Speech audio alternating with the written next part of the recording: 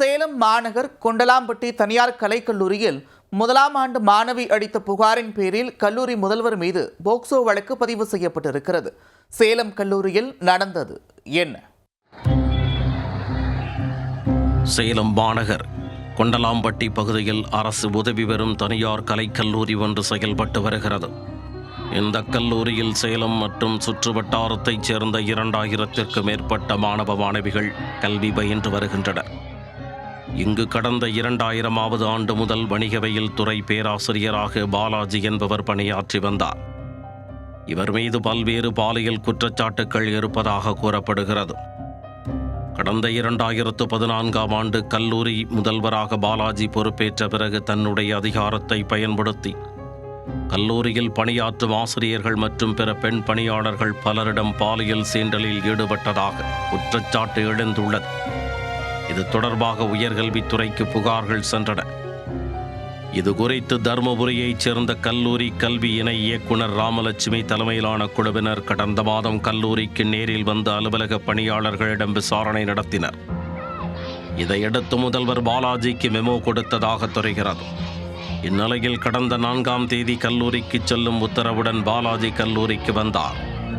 அப்போது கல்லூரி நுழைவாயிலில் அவரை உள்ளே அனுமதிக்க மறுத்த மாணவிகள், பேராசிரியர்கள் என 1000த்திற்கு மேற்பட்டோர் தர்ணா போராட்டத்தில் ஈடுபட்டனர். மேலும் பாலாஜியை உடனடியாக கைது செய்ய கோரி கோஷங்களையும் எழுப்பினர்.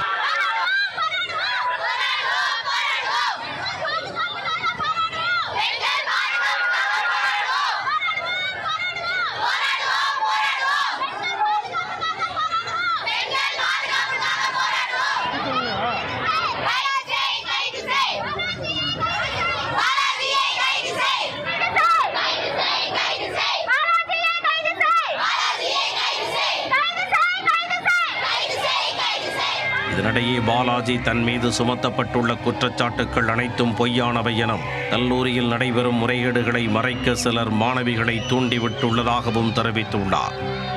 மேலும் இந்த குற்றச்சாட்டு தொடர்பாக அனைத்து விசாரணைக்கும் தான் தயாராக உள்ளதாகவும் தெரிவித்துள்ளார். அவரை கொண்டலாம்பட்டி காவல் நிலைய போலீசார் காவல் நிலையம் அழைத்துச் சென்று விசாரணை நடத்தி வந்தனர்.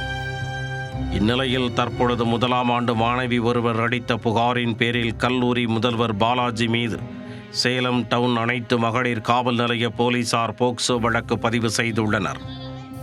கல்லூரி முதல்வர் மீது போக்சோ வழக்கு பதிவு செய்யப்பட்ட சம்பவம் அப்பகுதியில் பெரும் பரபரப்பை ஏற்படுத்தியுள்ளது.